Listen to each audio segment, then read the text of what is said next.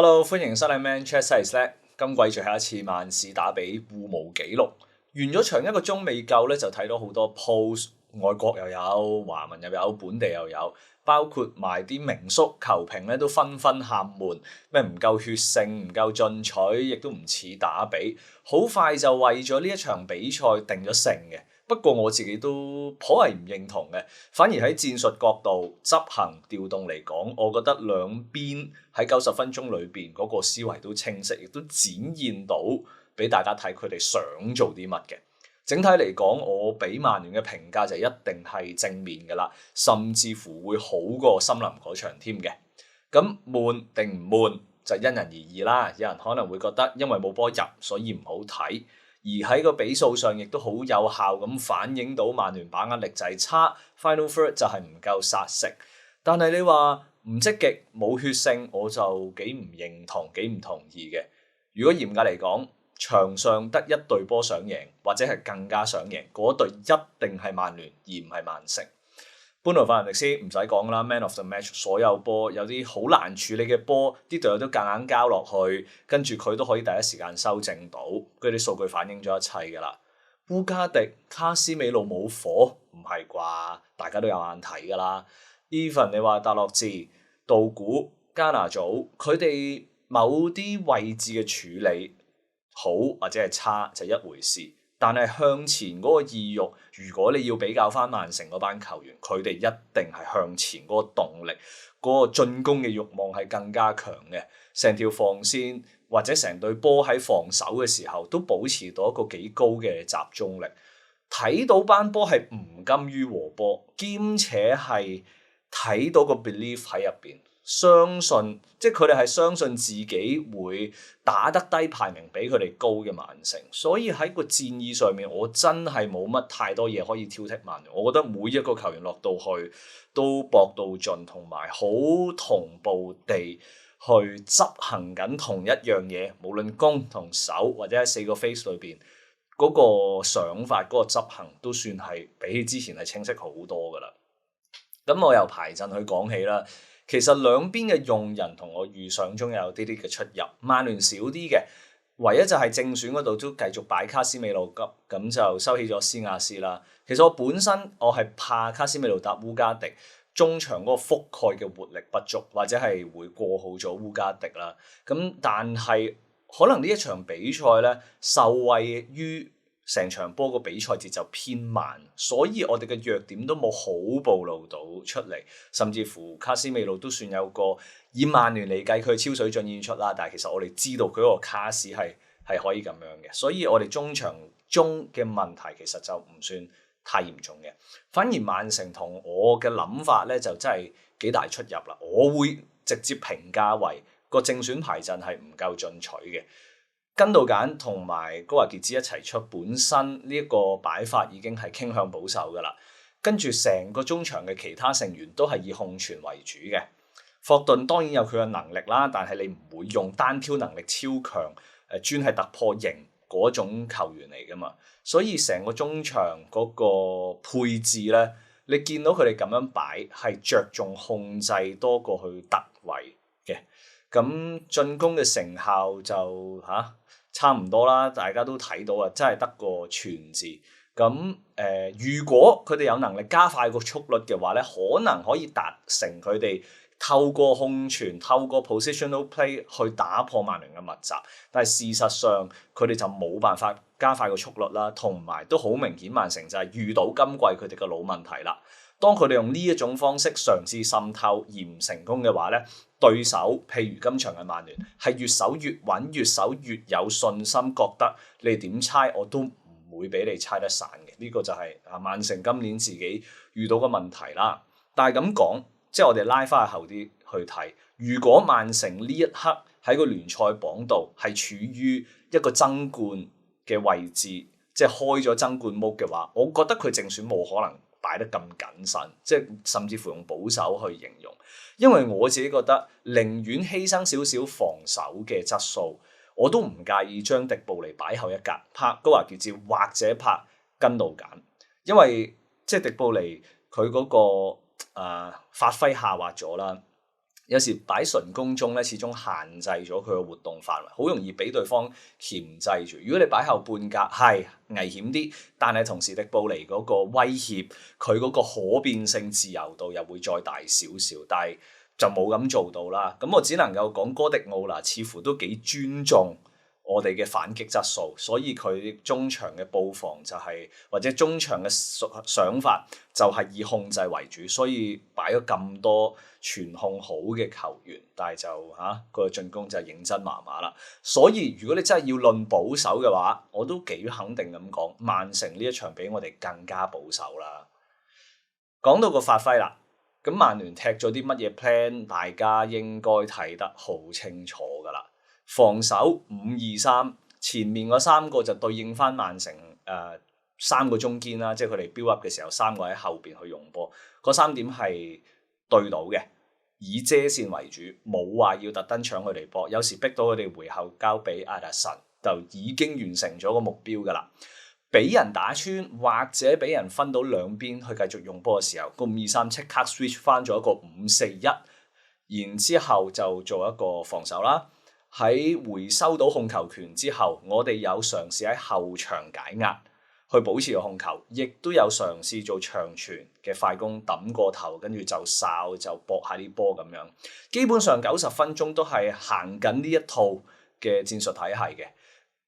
亦都反映到只要執行得好嘅話，其實所有任何戰術都可以係一個好戰術。我認為今場部署得啱，執行得啱。所以我哋睇落，我哋踢得唔差，就算控球率少都好啦。其他數據比起曼城都係好添。咁所以咧，入邊有幾點要讚嘅，點樣執行得好，點樣令到我哋睇得舒服咧？第一點咧就係我哋3線緊密得嚟咧，唔算係絕對嘅 low block 嘅。我哋唔係所有波都係靠後防去攞翻個控球權，有唔少嘅波咧，其實我哋係中場嗰條線截到啦。遮到啦，或者係因為我哋布防布得好，間接令到對手喺中場線嗰陣時交失或者係自己嘅失誤嘅。咁單係做到呢樣嘢，有效地發生多幾次咧，其實已經令到防守或者個防線啦，直接面對威脅嘅次數或者個頻率係減低咗好多。當然都有，但係你會見到成個防守裏邊嗰個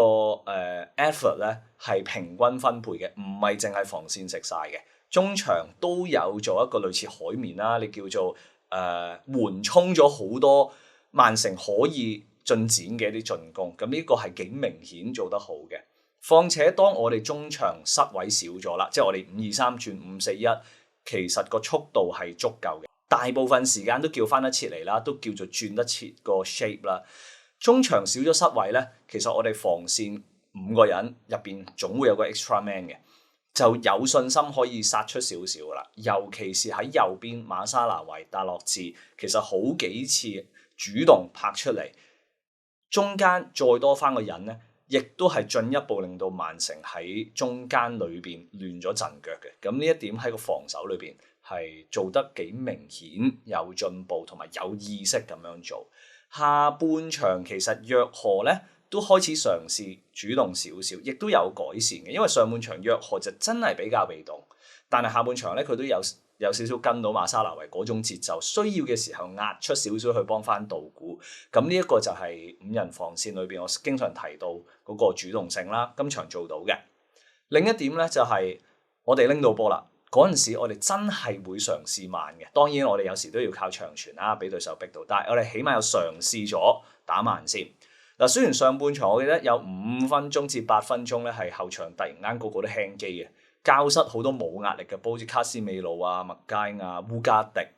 班奴，總之個個都有份嘅。但係除此之外咧，其實我哋同時亦都多次成功用短傳嘅方式去破解到曼城嘅反搶啦，或者佢哋嘅前場逼搶。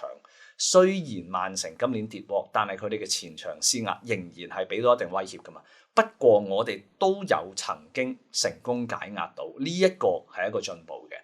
而喺呢啲場面裏邊咧，都係右手邊解壓解得好啲嘅。馬沙拿維、達洛治、卡斯美路、班奴、法蘭迪斯，有時候海倫都會參與埋，挨住喺個右手邊同埋中路咧。係好多有好好嘅默契啦，同埋你見到啲球員個球感啊，或者我哋所謂嘅狀態好，所以佢哋會見到好多時間係識 set 型二 set 咁樣啦，跟住第一時間嘅傳波啦，同埋經常已經見到一個45度角去接應，即係做好晒所有嘅企位嘅呢一啲咁基本嘅足球原則喺曼聯頹嗰陣時係發生唔到嘅，但係呢一場波。上一場波其實我哋都有效做到，同埋我哋真係多咗成功喺譬如右閘啊或者左閘啊，可以透過走位隊友嘅走位，令到中場嘅卡斯美路或者烏加迪咧係可以攞得翻個波，由側邊傳翻嚟中間，我哋成日俾對方封死啊嘛3-2，但係我哋呢兩場開始做到啦，所以回應翻我上場對森林嗰陣時嘅疑問係咩啊？就係話。對森林咧，我哋後場猜得順咗嘅，尤其是頭半段。咁究竟係曇花一現係僥倖啊，定係真係屬於一個慢慢進步緊嘅跡象咧？我諗今場喺個畫面上面其實都可以回應到多啲啦。當然我唔希望等，我希望持續到去之後歐霸嘅比賽，再之後對紐卡素都做到嘅。但係呢一啲係少少嘅細節，我哋或者值得高興，或者係一種進步嘅痕跡嚟嘅。好啦。猜短頭先講咗 OK 啦，純長傳嘅快攻更加係我哋嘅拿手好戲，都唔使再 tune 嘅，或者唔使再特別去教住先嗰啲基本嘢嚟嘅。再者都有值得讚嘅地方咧，就係我哋由慢轉快嘅意識、效率、默契都再比之前入血咗啲啲嘅。我哋頭先講到後場嘅解壓係喺右手邊多啦，但係其實我哋嘅攻勢完成。或者個終結咧，通常喺左手邊多噶嘛。咁由右去到左，點樣將呢兩樣嘢連結埋一齊咧？就係大家肯定呢一場波會留意到嘅一啲大斜角嘅長傳，講緊係30碼，可能係30零碼嘅大轉邊。呢一場係好多嘅。咁有好多球都係右路嘅球員啦，當然搬路為主，但係其實達洛治啊、卡斯美路啊都有做呢啲工作嘅。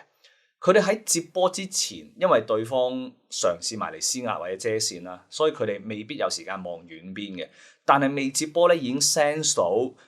遠邊嘅加拿祖啦，或者係道古咧已經上緊，所以佢哋拉定弓先，準備好一個長傳。所以有時佢哋冇望到，或者係第一時間睇唔到嘅時候，佢哋都夠膽傳去對面嗰條邊線。跟住嗰個傳送一到位已經係威脅，有時2打2，有時2打1，有時1打1，其實都係曼聯打快攻想見到嘅畫面嚟嘅，就係咁簡單就已經可以去進展到一個攻勢，去到一啲比較心臟嘅地帶。由呢一啲細節去睇到，其實曼聯嘅球員係有晒清晰嘅指令，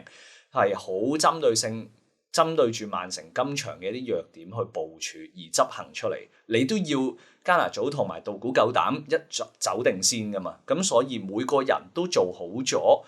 賽前喺戰術板上俾佢哋嘅指令，咁我就為之 good 咯。所以呢3樣嘢，防守慢同埋由慢轉快，其實全部都比以往係好咗噶啦。咁喺球員方面咧，我就唔逐一點評啦。其實我覺得整體曼聯嗰班波嗰個心態係好啦，個處理當然就係仲未夠好啦，亦都解釋咗點解我哋嘅聯賽排名就係咁咯。咁但係咧，我都想講下加拿祖嘅嗱，佢最後一腳偏曳，同埋70分鐘明顯開始腳軟咧，我諗都毋庸置疑噶啦。但係我想解釋多少少就係5-2-3轉5-4-1呢個體系裏邊。跑動最頻繁嘅咧，永遠都係副鋒，因為好多時如果你睇翻，尤其是上半場啦，我哋主要防守係塞晒中路嘅 ，even 係搬路同埋加拿祖都塞晒中路，但係一分邊咧就要拉開，然之後再傳翻我哋中間咧，又要收翻埋嚟，好多橫移橫向嘅跑動去包波啦，同埋喺個 decision 上面咧，其實喺個腦袋上面嘅負荷咧，其實副鋒亦都係比較高嘅。即係意思，對於呢兩個球員嘅消耗係大嘅。班奴固然已經係球隊入邊最跑得嘅一個啦，但係其實去到尾段佢都收翻落嚟中間嗰格，要阿曼治打翻前少少嘅，等佢可以慳翻啲力氣，唔使再做頭先講嗰啲橫向嘅跑動啦。咁但係加拿祖咧就真係由頭到尾都踢副鋒呢個位踢足90分鐘，所以佢嘅體能下滑係可能係可以理解嘅。當然最後一腳嘅處理就解釋唔到啦，即係都係應該要射入，都係要交得好啲，控得好啲啦。咁呢一啲就係佢嘅弱點或者要改善嘅地方。但係點解唔換走佢就係大家知㗎啦。我哋的而且確係冇晒純逆風去填補翻加拿祖嗰個功能。你要人打副鋒可以，但係你有冇人 perform 到加拿祖單對單？就算係假象都好啦，對手都要忌你嗰種威脅出嚟咧。曼聯嘅後備席真係冇，所以歸根究底，曼聯下半季嗰個兵員問題都係導致到我哋喺下半場即係要禁制嘅時候係個人手好短缺，根本你想變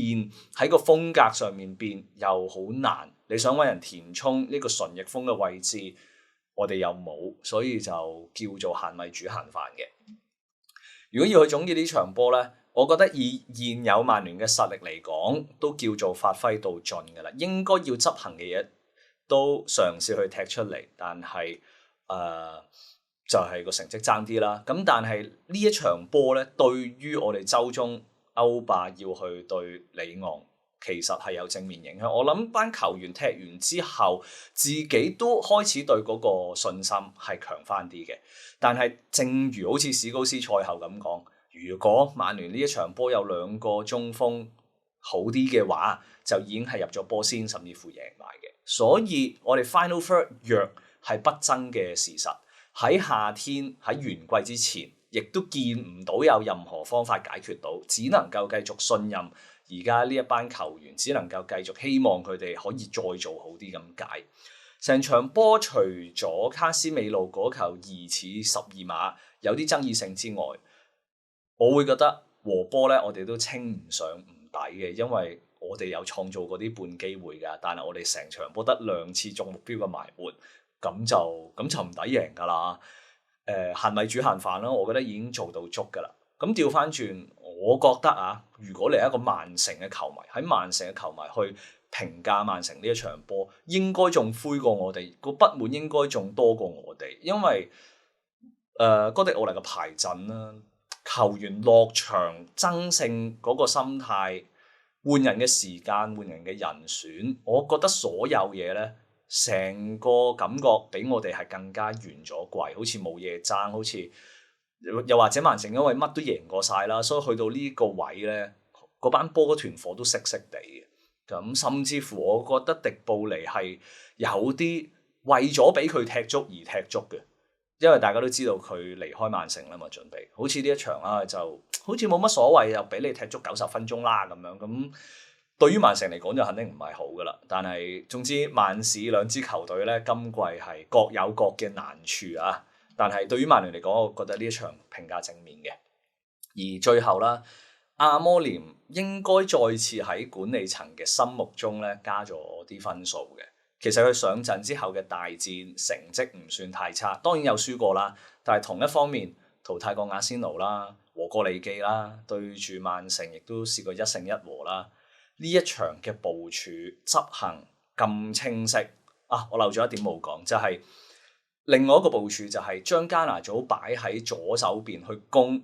紐尼斯啦，同埋迪亞斯，我覺得係一個好明智嘅決定，因為好明顯嗰條防線曼城咧就係右邊差少少嘅。如果你話論速度、論單對單，所以我覺得擺加拿祖呢一個決定本身就已經係對應到有針對性㗎啦。咁anyway，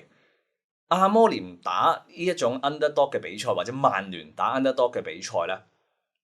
係俾到信心我嘅。我亦都有信心阿摩廉識得喺大戰嘅時候點樣去執個陣。尤其是係下風波嘅時候，但係問題嘅症結咧，始終都係曼聯嚟緊或者將來對同級對中下游嘅球隊嘅時候發揮唔穩定，進攻手段非常薄弱啊！呢個講幾多次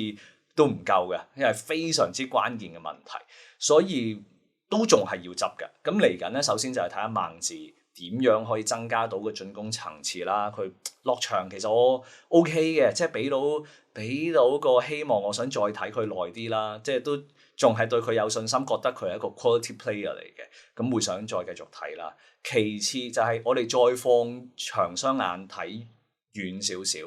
嚟緊我哋就會知道究竟係中鋒未成熟啊，定係阿摩廉其實仲有啲嘢未解得通、未諗得通，係咪真係換咗個中鋒，我哋嚟緊對中下游就會如魚得水呢？我覺得係 50-50 嘅，需要一個好嘅中鋒，但係進攻嘅手段、進攻嘅效率，其實阿摩廉仲未捉到個套路，尤其是喺英超咁高強度嘅情況之下，